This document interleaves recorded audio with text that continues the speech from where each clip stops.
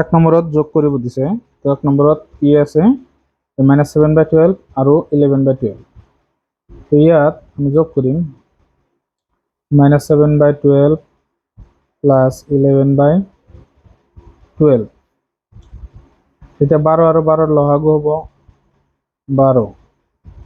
তাৰপিছত ওপৰত হ'ব -7 প্লাছ 11, কাৰণ 12 ভিতৰত হৰণ এবাৰ যায়, 1 পূৰণ 7, 7 হ'ব -7 প্লাছ 12 ভিতৰত একবাৰ হৰণ 11 পূৰণ 1, 11 হ'ব। যিমানবাৰ হৰণ যায় সেইখিনিৰে ওপৰতো পূৰণ কৰিব লাগে। গতিকে এতিয়া 11ৰ পৰা 7 গ'লে 4 থাকিব আৰু তলত 12। এতিয়া এই দুয়োটাক আমি যদি 4ৰে হৰণ দিওঁ, 4 ইয়াতে এবাৰ, ইয়াত 3 বাৰ, গতিকে ইয়াত এনচাৰ হ'ব 1/3। তো 2 নম্বৰত দিয়া আছে 5/9 আৰু -17/9। এইটো একেদৰে হ'ব 5/9 প্লাছ -17/9। ইয়াত লসাগু হ'ব আমাৰ 9, 5 মাইনাছ আৰু প্লাছ পূৰণ হ'লে -17। তাৰপিছত ইয়াত থাকিব 17ৰ পৰা 5 গ'লে -17 আছে আৰু +5, 17ৰ পৰা 5 বাদ দি মাইনাছ চিন দিব লাগিব। ইয়াত থাকিব আমাৰ 12, ইয়াত 9। দুয়োটা সংখ্যাক আমি 3ৰে হৰণ কৰিলে ইয়াত 4 বাৰ, ইয়াত 3 বাৰ, গতিকে -4/3। তাৰপিছত 3 নম্বৰ -126/137 আৰু 101/137। এইটো যোগ কৰোঁ 126/137 প্লাছ 101/137। তেতিয়াহ'লে ইয়াত লসাগু হ'ব 137 আৰু -126 প্লাছ 101। এতিয়া 126ৰ পৰা এইটো বাদ দিলে মাইনাছত থাকিব -25 থাকিব, তলত 137। এইটো 4 নম্বৰ গ'ল। এতিয়া আমি 5 নম্বৰটো কৰিম। 4 নম্বৰ নহয়, 3 নম্বৰ। এতিয়া 4 নম্বৰ হ'ব। 4 নম্বৰত আছে -57/69 আৰু 37/69। এইটো হ'ব আমাৰ -57/69 প্লাছ 37/69। এতিয়া যোগ কৰিলে লসাগু হ'ব 69, -57 প্লাছ 37। এতিয়া 57টো ডাঙৰ সংখ্যা, ইয়াত মাইনাছ আছে, মাইনাছটো থাকিব। ইয়াৰ পৰা এইটো বাদ দিলে কিমান থাকে, 20 থাকিব, তলত 69। এইখিনি আছিলে আমাৰ 1 নম্বৰৰ প্ৰশ্ন সমাধান। 2 নম্বৰ এতিয়া কৰিম আমি। 2 নম্বৰত কৈছে যোগ কৰা।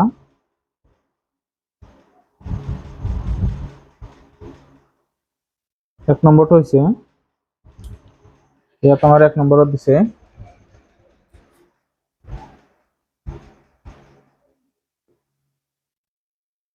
দুইৰ 1 নম্বৰ আছে -13/8 আৰু 13/12। এইকেইটা গোটেইকেইটা যোগ কৰিব লাগিব।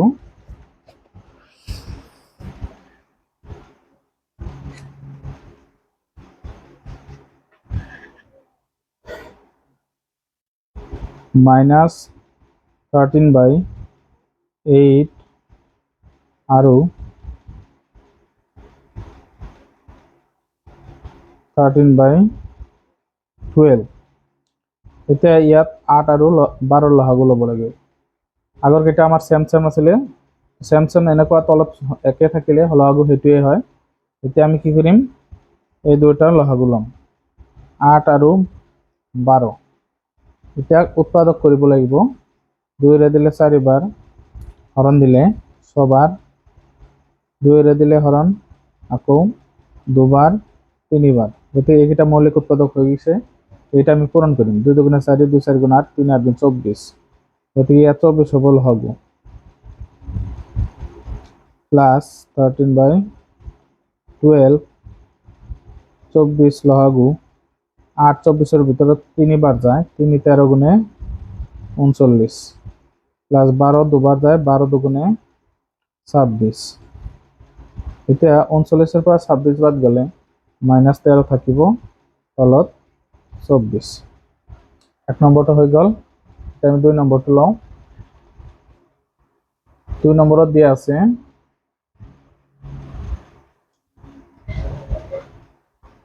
2 নম্বৰত আছে, অৰ্থাৎ এটা আসলে A নম্বৰ, এটা হবো B নম্বৰ।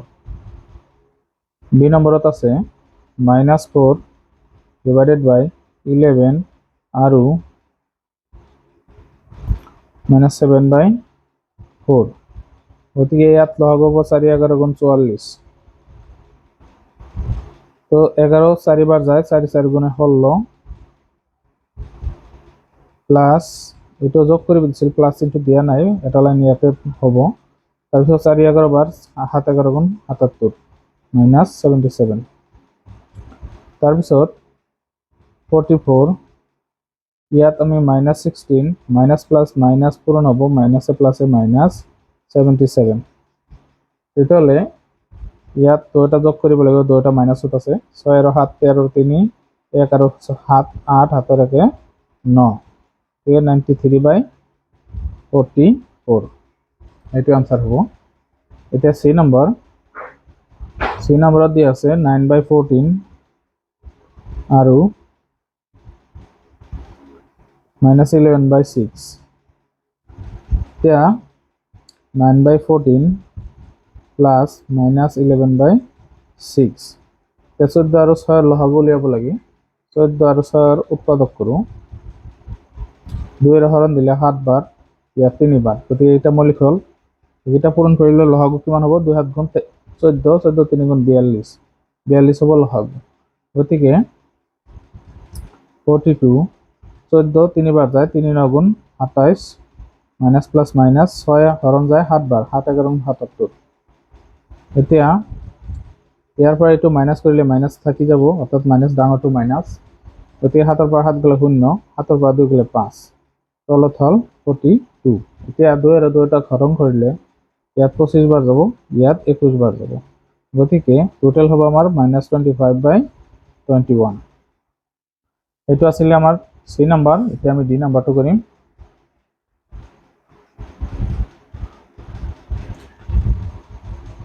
D নম্বৰত দিয়া আছে -9 ডিভাইডেড বাই 10 আৰু 17/15।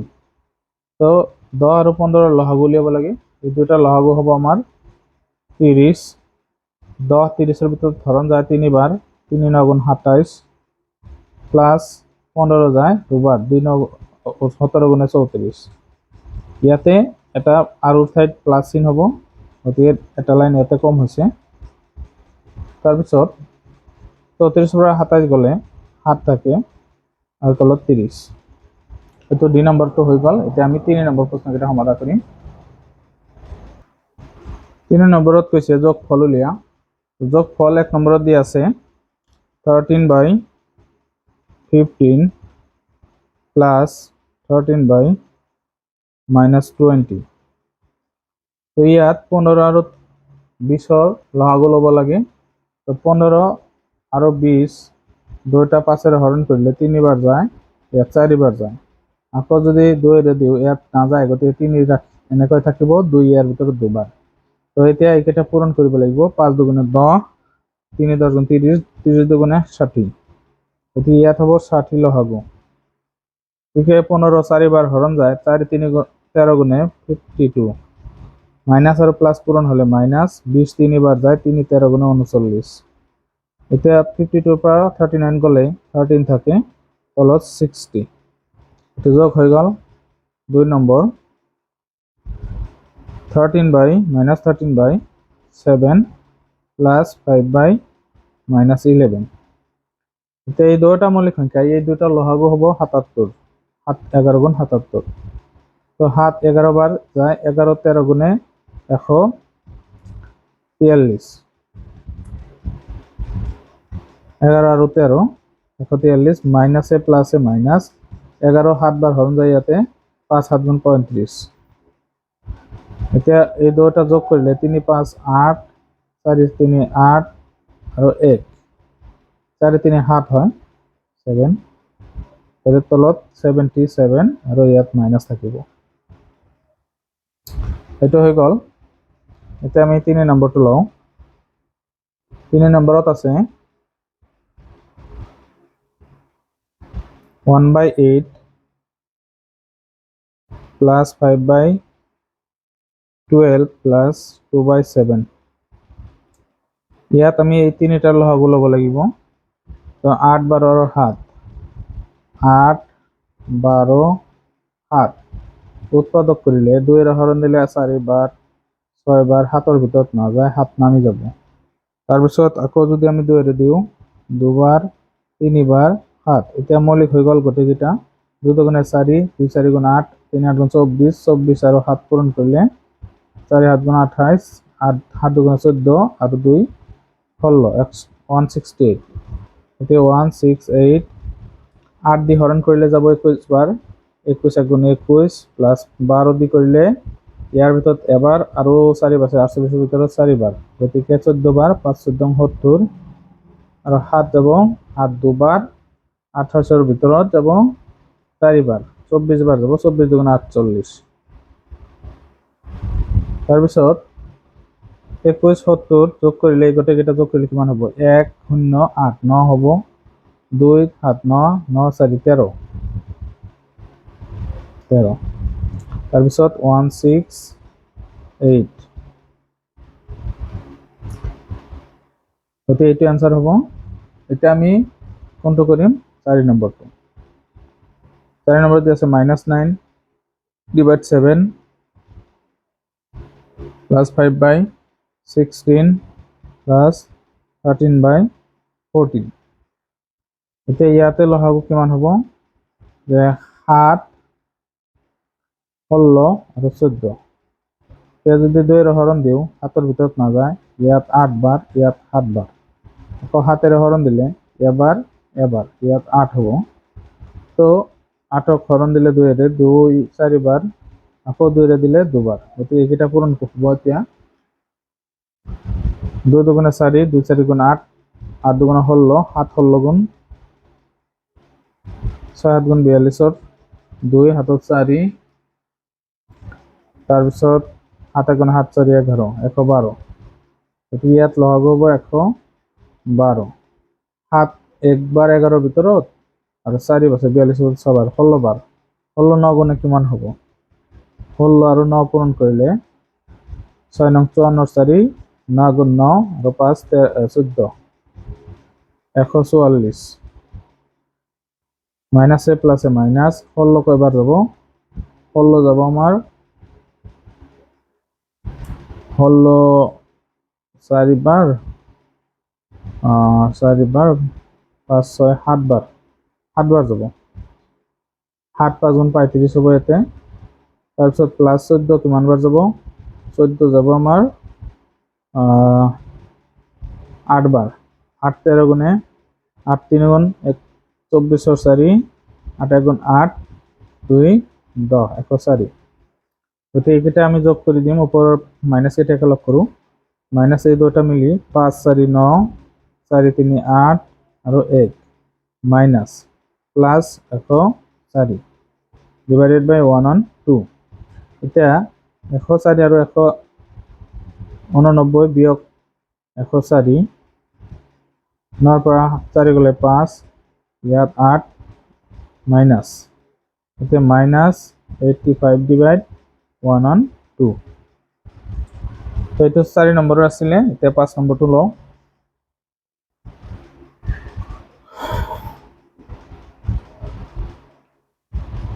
5 নম্বৰত আছে 5/8 প্লাস মাইনাস 7/2 প্লাস 3/5 প্লাছ 9/8।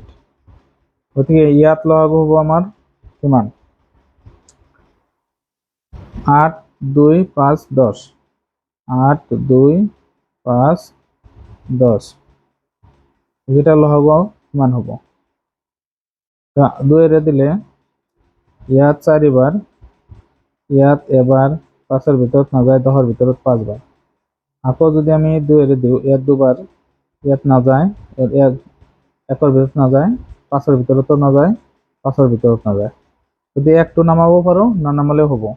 এতিয়া যদি আমি আকৌ 5ৰে হৰণ দিওঁ, 5 2ৰ ভিতৰত নাযায়, 2 নামিল, ইয়াত এবাৰ, ইয়াত এবাৰ। গতিকে এইকেইটা এতিয়া পূৰণ কৰিম। 2 5 গুণ 10, 10 দুগুণে 20, 20 দুগুণে 40, 40 হ'ব ইয়াতে লসাগু।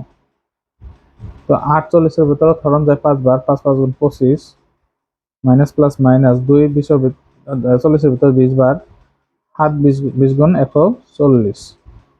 তাৰপিছত প্লাছ 5 যায় 8 বাৰ, 8 3 গুণ 24। তাৰপিছত প্লাছ 8 5 বাৰ যাব, 5 9 গুণ 45। এতিয়া এইটো হ'ল মাইনাছ আৰু বাকীকেইটা প্লাছত আছে। 25 আৰু 45 মিলি কিমান হয় আমাৰ? 25 আৰু 25 মিলি 70 হ'ব আৰু 24, গতিকে 94। 94 মাইনাছ 140 ডিভাইডেড বাই 40। তো ইয়াত কিমান হ'ব? 140ৰ পৰা 94 মাইনাছ কৰিব লাগে। 0ৰ পৰা 4 নাযায়, 10ৰ পৰা 4 গ'লে 1 ধাৰ কৰিলোঁ 6 হ'ব, 13ৰ পৰা 9 গ'লে 4, অৰ্থাৎ 46 ডিভাইড 40 মাইনাছ। এতিয়া 2ৰে কাটিলে ইয়াত 23 বাৰ, ইয়াত 20 বাৰ, গতিকে minus 23 divide 20।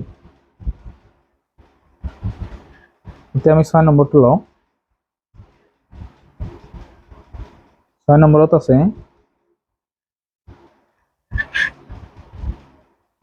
7/12 plus minus 15/18 plus 11/-9 plus 17/6। গতিকে ইয়াত কি হ'ব? লসাগু কিমান হ'ব? 12, 18 আৰু 9, 6। এইকেইটা আমি ভাগ ভাগ কৰি কৰিব পাৰোঁ, যে 18 আৰু 9 একেলগ ল'লোঁ, অৰ্থাৎ গোটেইকেইটাৰ লসাগু হ'ব গৈ আমাৰ কিমান হ'ব সেইটো উলিয়াব লাগে। আমি গোটেইকেইটা লসাগু উলিয়াওঁ। 12, 18, 9, 6। গোটেইকেইটা 3ৰে হৰণ দিলে ইয়াত 4 বাৰ যাব, ইয়াত 3ৰে 6 বাৰ যাব, ইয়াত 3 বাৰ, ইয়াত 2 বাৰ।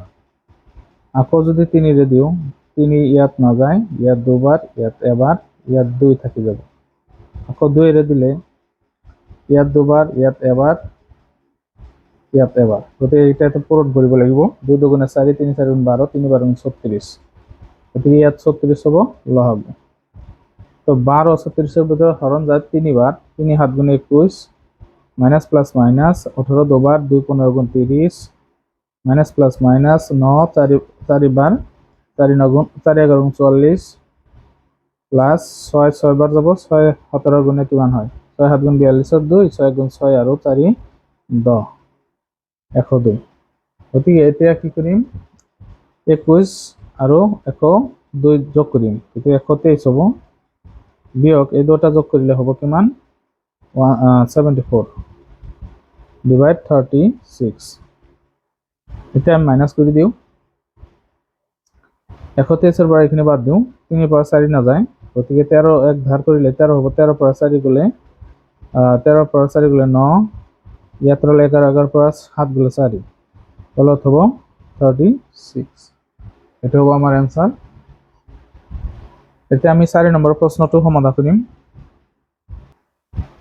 4 নম্বৰত কৈছে a/b ৰ মান হ'ল -7/8, c/d ৰ মান হ'ল 11/12, e/f ৰ মান হ'ল -8/15 হ'লে তলৰ ধৰ্মবোৰ সত্যাপন কৰা। তো ইয়াত সত্যাপন কৰিব দিছে লেফ্ট সাইড আৰু ৰাইট সাইড সমান। এই দুটা প্ৰশ্ন আছে, দুটা সমাধান কৰিব লাগে। গতিকে আমি এইটো লিখি ল'লোঁ মানকেইটা। 1 নম্বৰটো লৈছোঁ a/b plus c/d equal c/d plus a/b। এতিয়া আমি কি কৰিম? মানকেইটা বহাই দিওঁ।